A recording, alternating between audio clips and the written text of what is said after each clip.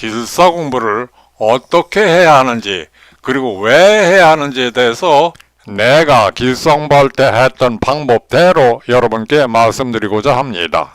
첫 번째는 너무나 당연한 얘기 같지만 기초부터 차근차근 공부해 올라가라는 겁니다. 근데 아주 당연한 얘기인데 기술사 공부하는 많은 사람들을 보면 그렇게 하지 않는 사람들이 더 많은 것 같아요. 기술사 공부 시작하는 사람 모두가 전기계공학 기초 실력과 수학 실력이 부족합니다. 따라서 기술사 공부는 기초부터 다시 시작해야 합니다. 우리가 건물을 지을 때 1층도 짓지 않고 2층이나 3층부터 지을 수는 없는 일 아닙니까? 1층도 안 짓고 2층이나 3층부터 지으려고 하는 집이 있다면 그 집에 100년이 가도 지어지지 않겠죠. 그리고 1층에서 2층으로 올라갈 때 한 층을 한 번에 뛰어 올라갈 수 있는 사람은 이 세상에 아무도 없습니다. 그러나 계단을 하나하나 걸어 올라가면 쉽게 올라갈 수 있습니다. 좀 더 실감나게 하기 위해서 그림을 보고 말씀드리면, 예를 들어서 여기서 여기까지를 원점프로 뛰어 올라갈 수 있는 사람은 세상에 없다는 얘기입니다. 그러나 여기서 이걸 한 계단 차례 걸어 올라가면 누구라도 여기까지 쉽게 올라갈 수 있습니다. 이게 아주 뻔한 얘기인데 사람들이 그렇게 하질 않아요. 제가 보기에는. 이건 닫고요. 또 어떤 사람들은 아이고 그 한 계단 일일이 걸어 올라가려니까 힘들어, 나는 엘리베이터 타고 올라갈 거야 하고 생각하는 사람이 있어요. 그러나 명심해야 할 것은 공부에 엘리베이터라는 것은 없다는 사실입니다. 그래서 기초부터 차근차근 공부해가는 것이 가장 빠르고 확실한 길이 되는 것입니다. 앞에서 기초 실력이 부족하다고 그랬는데 그럴 수밖에 없는 것이 기술사 공부하는 사람들 대부분이 나이 40대 이후입니다. 40대 이후. 40대가 제일 많고 그 다음에 50대입니다. 그러다 보니까 학교 졸업한 지 대개 10년, 20년 다 넘은 사람들이에요. 그러니까 학교 때 공부 좀 했어도 그때쯤이면 다 잊어버렸죠. 전기가 됐건 수학이 됐건 간에 뭘 모르느냐 하면, 예를 들어 전류의 단위 암페어다 그러면 암페어라고만 알았지 많은 사람들이 이 단위가 쿨롱 퍼 세크라는 걸 몰라요. 즉 1초 동안에 몇 쿨롱의 전하가 이동하느냐 하는 것이 암페어죠. 그 다음에 전력의 단위를 와트라고만 알고 있지 이것이 줄 퍼 세크라는 걸 또 모르는 사람들이 많아요. 일의 단위 줄이 뉴턴 미터라는 걸 몰라요. 그 다음에 전개의 단위가 볼트 파 미터라고만 알거나 또는 이나마 모르고, 그러나 이 본질적인 단위는 뉴턴 퍼 쿨롱이라는 걸 모릅니다. 또 자기의 단위가 암페어 턴 퍼 미터라고만 알거나 또는 이나마 모르고, 또 이 본질적인 단위가 뉴턴 퍼 웨버라는 걸 모릅니다. 이런 것들이 다 전기 자기에게서의 기본 개념인데 이런 것들을 모르고, 또 하나는 회로 이론에서 태분안의 정리다, 태분안의 정리, 또는 노을턴의 정리다, 또는 밀만의 정리다, 또는 무슨 중첩의 원리다, 이런 것들을 그저 이름이나 들어본 듯하다 하고 생각이 되지 그 내용을 확실히 알고 있는 사람들은 거의 없더라고요. 또 전기공학은 눈에 보이지 않는 현상들에 대해서 공부를 하는 학문이기 때문에 최소한의 수학 실력이 뒷받침을 해 주어야 그 본질을 이해할 수 있는 것들이 많이 있습니다. 그런데 그 수학이 지금 머릿속에 남아있나요? 다 없어졌죠. 예를 들어 사인 자승 x다 이코로 2분의 1 마이너스 코사인 2x다 이런 걸 다 잊어버렸어요. 또 무슨 상학함수의 가법 정리다 이런 거, 거기다가 또 미분 적분이다 미적분이다 다 없어져 버렸죠. 그래서 우리 학원 강의에서는 전기 수학 과정이 따로 있고, 그 다음에 교재 제1권에는 전기공학 아주 기초이론을 다루는 겁니다. 그리고 특히나 이 기초이론 이런 데서는 눈에 보이지 않는 전기적인 현상들이 내 눈앞에 선하게 보이는 듯이 이해할 수 있도록 최선을 다한 것입니다. 그 다음에는 무조건 외우려고 하지 말고 본질을 파악하려고 노력하라는 겁니다. 예를 들어 비례기의 구비조건 중에 속류 차단이 우수할 것이라는 말이 있습니다. 그런데 한심스럽게도 기사 자격을 가지고 있는 사람도 대부분 이 속류라는 말의 뜻이 무엇인지도 모릅니다. 기사 공부를 할 때는 그렇게 알지도 못하는 거 달달이 외워서도 시험에 합격할 수 있을지 몰라도, 기술사 공부는 그렇게 알지도 못하는 거나 달달이 외우려고 해서는 합격할 수 없습니다. 용어나 문장의 뜻을 하나하나 확실히 알아가면서 공부해야 합니다. 다음에는 반복해서 이해하라는 겁니다. 사람이 어떤 것을 아는 수준은 그 정도가 천차만별입니다. 서투르게 간신히 알아가지고는 시험장에서 답을 쓸 수가 없습니다. 그래서 반복해서 이해하는 과정에서 그 아는 수준이 점점 높아지게 되는 것입니다. 이렇게 얘기하면 어떤 사람은 아니 뭐 사람이 뭐를 알면 알고 모르면 모르는 거지 뭘 아는 수준이 무슨 차이가 있습니까? 하고 말하는 사람도 있는데 그 예를 제가 하나 말씀드리겠습니다. 이거 1월부터 12월까지 영어를 쓴 거죠. 우리 애가 어려서 내가 영어를 가르치는데 너 1월부터 12월까지 외울 수 있냐? 하니까 외운대요. 외워봐 했더니 January, February, March, April, May, June, July, 디셈버까지 다 외워요. 그래서 그럼 다 쓸 수 있냐? 그랬더니 쓸 수 있대요. 써봐라. 그랬더니 또 1월부터 12월까지 다 써요. 그러니까 그럼 이 상태에서 얘는 지금 1월부터 12월까지 다 아는 거죠. 그런데 말이에요. 그때 내가 얘한테 야 8월의 영어로 뭐냐 하고 물어봤더니 당장 어거스트라고 나오지를 않고 손가락을 꼽아가면서 January, February, March, April, May, June, July, 어거스트하고 손가락 8개가 넘어가니까 그때서야 어거스트라고 대답을 합니다. 자, 그럼 이런 상태에서 얘는 1월부터 12월까지를 영어로 다 아는 겁니까? 모르는 겁니까? 모르는 겁니다. 왜냐하면 그런 상태에서 어떤 외국인이 얘한테 Hey, what's the date? What's the date? 오늘 며칠이냐 하고 물었어요. 그때 만일 그날이 8월 15일이었으면은 당장 It's August the 15th 하고 즉시 나와야 되는데 그렇지 않고 It's 해놓고서 January, February, March, April, May, June, July 하고 손가락을 꼽아가면서 쭈글거리고 있으면 그때 그걸 물어본 외국인은 저 녀석은 대답하다 말고 혼자 속으로 쭈글거리고 있어 하고 가버릴 겁니다. 말이 통하지 않죠?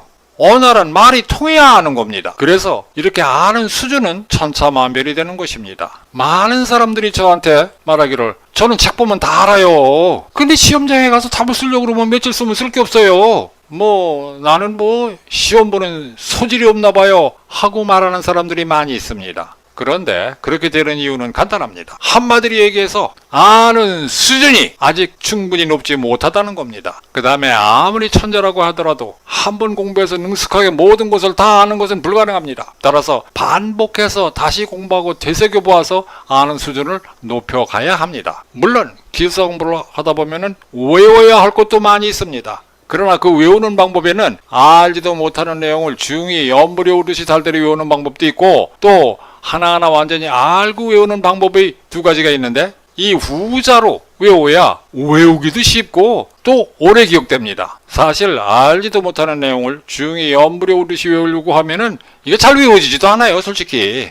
그러나 그 문장의 내용을 확실히 이해하고 알고 외우게 되면은 외우기도 잘 외워지고 또 한 번 그렇게 외운 것은 오래 기억되는 것입니다. 중히 연불이 오듯이 외운 것은 이거 시험 보고 나서 몇 달만 지나면 다 잊어버립니다. 그러나 이렇게 알고 외운 것은 인간의 눈에는 1년, 2년이 가도 웬만해서는 잊어버리지 않게 되어 있습니다. 그리고 네 번째로는 최단 시간에 끝내려고 노력하라는 겁니다. 최단 시간. 아무리 아는 수준을 높여놨어도 인간은 요놈의 망각 기능이 있어가지고 2, 3년 지나면 또 잊어버려요. 그래서 최단 시간 내에 끝내려고 노력해야 돼요. 그래서 최단 시간 내에 끝내기 위해서는 일단 기숙사 공부를 시작하면 자신에게 주어진 모든 시간을 공부에 활용해야 합니다. 책상 앞에 앉아있을 때만 공부한다고 생각하지 말고 출퇴근하는 시간, 근무 중 잠시 틈이 나는 시간, 심지어는 화장실에 앉아있는 시간도 모두 공부에 활용하려고 노력을 해야 합니다. 그 다음에는 기출문제와 실전훈련. 우선 기출문제는 기본서를 충분히 공부한 후에 공부해야 하는 것이 순서입니다.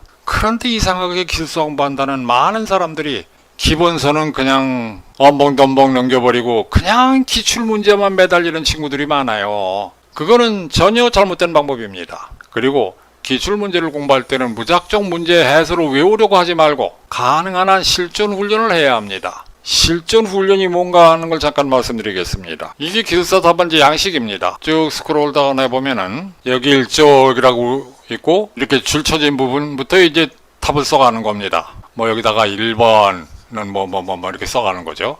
그런데 실전 훈련을 해보라는 얘기는 우리 학원 같으면 홈페이지에 기출문제는 문제 따로, 그 다음에 해설 따로 올려놨습니다. 그래서 문제만 올려놓은 데서 어느 회에 1교시 분을 프린트를 해놓고, 그 다음에 여기 보고 있는 이 길서 답안지 양식, 이건 뭐 산업인력공단이나 우리 홈페이지에서 얼마든지 다운로드 받을 수 있으니까 답안지 양식을 1교시 분을 프린트해서 어느 날 100분을 딱 정해놓고 실제로 시험장에서 시험 보는 것과 똑같은 마음가짐으로 한번 답안을 작성해 보는 겁니다. 그렇게 해서 우리가 같으면은 자신이 작성한 답안하고 홈페이지에 올라가 있는 모범 답안하고 쉽게 비교해 볼 수 있잖아요. 그렇게 비교해 보면은 내가 어디서 뭘 빠뜨렸는지 또는 어디서 방향이 좀 빗나갔는지 이런 것들을 쉽게 파악해 볼 수 있어요. 그렇게 하는 것이 실전 훈련입니다. 그래서 기출 문제를 공부할 때는 가능한 한 이 실전 훈련을 많이 하려고 노력을 해야 합니다. 이걸 이제 그만 닫고요. 그 다음에 얕게 요령껏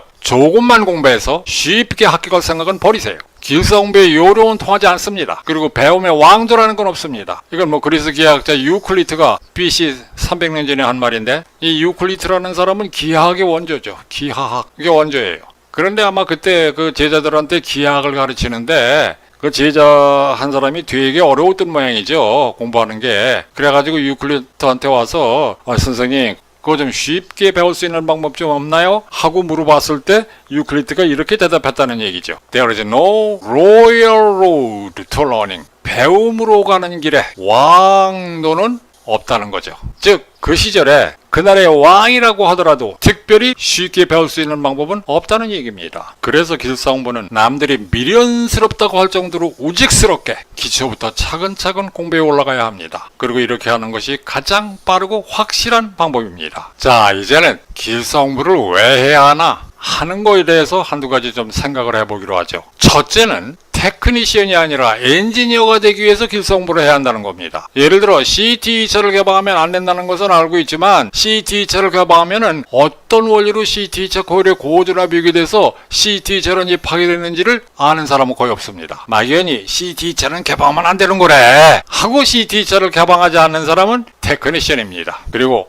CT2차를 개방하면 어떤 원리로 CT2차 코일의 고전압이 비교돼서 CT2차런이 파괴되는지를 알고 CT2차를 개방하지 않는 사람은 엔지니어입니다. 우리말로는 뭐 테크니시언이나 엔지니어나 둘 다 똑같이 그냥 기술자라고 번역을 할 수가 있을 거예요. 그러나 영어에 있어서 이 테크니시언과 엔지니어라는 단어는 이렇게 큰 차이가 있습니다. 참고로 여기서 CT2차를 개방하면 CT2차 코일에 어떤 전압이 나타나는지 보여드리겠습니다. 이런 전압이 나타납니다. 이게 저음파 전압이라고 하면 이 빨간 거로 표시한 이런 거 순간순간 팍팍 튀는 전압이 나타납니다. 이런 걸 우리가 임펄스 전압이라고 하죠. 이런 전압이 보다시피 한 사이클에 2번씩 이렇게 나타나게 됩니다. 이 전압에 의해서 CT2차 코일의 전원이 파괴되는 거예요. 그럼 길서 공부는 뭐냐? 이런 원리를 하나하나 차근차근 알아가는 거, 그것이 바로 길서 공부하는 겁니다. 이건 닫고요. 그래서 길서 공부는 단순히 시험 보기 위한 공부만 한다고 생각하지 말고, 비록 지금은 내가 테크니시언으로 일하고 있지만 몇 년 후에는 열심히 공부해서 자신을 엔지니어로 업그레이드 시킨다고 생각하면서 공부를 하라는 말씀입니다. 두 번째는 한 번뿐인 인생 보람있게 멋지게 남부럽지 않게 잘 살기 위해서 길서 공부를 해야 합니다. 인생의 기회는 누구에게나 한 번만 주어집니다. 한 번뿐인 인생에서 공부하는 고통을 참지 못하면 무지의 고통을 당해야 합니다.